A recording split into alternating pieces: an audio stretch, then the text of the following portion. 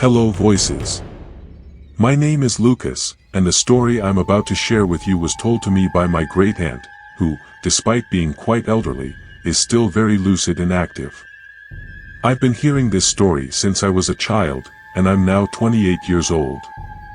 My great-aunt tells me that when she was young, around her 20s, she used to take walks around the town during her lunch break. She worked at an inn that was located near a small thrift store on one of the busiest streets in her town. Despite it being in a rural area, it was always a tourist town and used to receive visitors from many parts of the country, even from abroad. One day, she and a coworker were walking down the street during their lunch break and decided to enter the thrift store, something my great-aunt never did. However, at her friend's insistence, she decided to take a look inside. The thrift store's owner was known for his collection of peculiar and historical items. They were very old, beautiful objects, and the majority of them were well preserved. There were rumors that some items were cursed because often, not even the owner knew the origin of the items, or if he did, he kept it hidden, and strange things sometimes happened to those who bought something from that thrift store. But until then, they were just stories that people told. You know how people like to speculate about these rumors. But my great-aunt said she didn't feel anything strange in the place. On the contrary, she found all those beautiful and well-kept pieces fascinating. But neither she nor her friend bought anything because they didn't have the money to spend there. They thanked the thrift store owner, who was very kind, and went back to work at the inn. Weeks later, when my great-aunt was organizing some guest records at the inn's reception, a very beautiful and friendly young woman suddenly appeared at the front desk. Her name was Samantha, and she was looking for a room to stay in the town for a few weeks because she was on vacation. My great-aunt promptly assisted her, accommodated her in one of the best rooms at the inn, and the two briefly discussed the services offered by the establishment, as well as restaurant recommendations and tourist attractions. That's when my great-aunt mentioned the thrift store nearby because she had found it quite interesting. Coincidentally or not, Samantha was a genuine antique lover and decided to explore the thrift store shortly after settling into the inn. She was looking for something unique to decorate her new apartment, which she had just bought in the neighboring town. Samantha was captivated by an old and mysterious mirror that was hidden, covered in sheets, in a dark corner of the store. The mirror had an ornate frame, very beautiful. At the bottom of the frame, in the lower left corner, were two letters, L and C. The glass was slightly stained with age, but none of this diminished Samantha's enchantment with the object.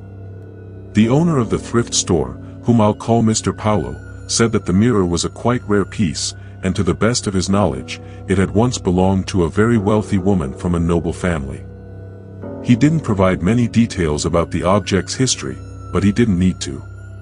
Samantha was already captivated by it and bought it without further questions.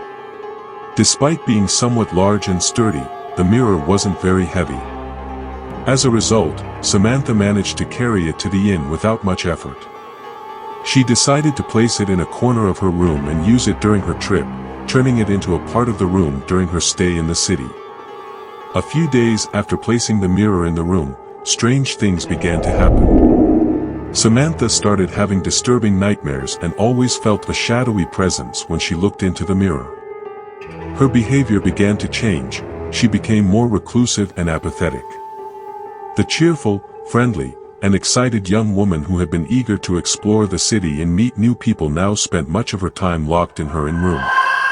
Often, she didn't eat, feeling profound anguish. What was supposed to be a few weeks of joy and relaxation turned into dark and gloomy days. As the days passed, my great-aunt also noticed the guests' change in behavior. Samantha, who had previously stopped by the reception, chatted, and smiled, now rarely left her room and barely greeted anyone.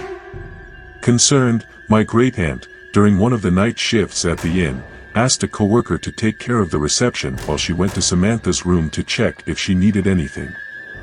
Upon reaching the door of Samantha's room, my great-aunt noticed that it was open and called out for Samantha, but received no response. She decided to push the door a little further, very slowly. That's when she was startled by the scene she witnessed. Samantha was standing naked in front of the mirror, holding a piece of glass in her hand, which my great-aunt later identified as a shard from a broken glass, pointed at her own neck. My great-aunt could only scream for Samantha, who immediately snapped out of the trance-like state she seemed to be in and ran crying to find something to cover herself, not understanding what had just happened. My great-aunt, despite being frightened, tried to calm her and asked about the mirror since she knew it wasn't part of the room's furniture. Samantha explained that she had bought the mirror at the thrift store and planned to take it home when her vacation was over. Aware of the rumors about Mr. Paulo's establishment, my great-aunt suggested they go there as soon as the day broke.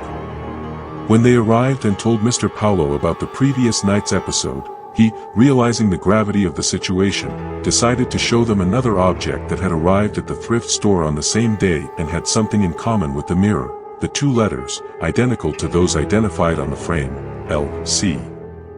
In summary, this object was a kind of diary, but Mr. Paulo swore he had never read it.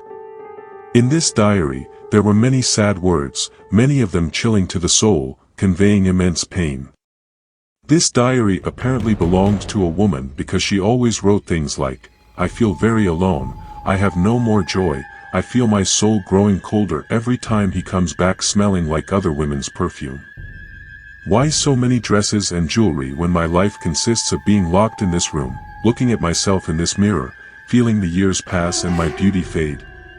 Today, I'll end this pain that consumes me." And the rest were just blank pages. Deducing that something terrible had happened to that woman and that there might be a curse accompanying that mirror, Samantha returned it to Mr. Paulo.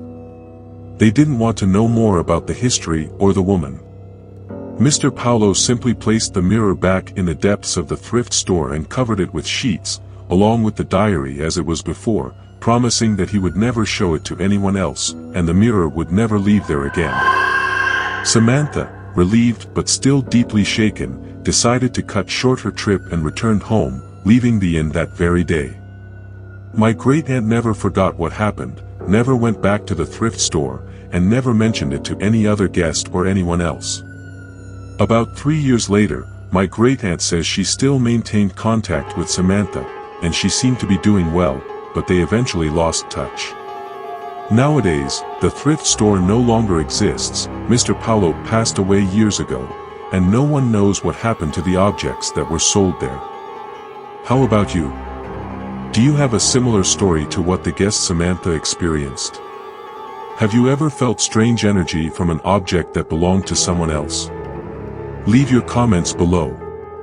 Also, send your story to the email in the video description, give us a like, and don't forget to subscribe to the channel.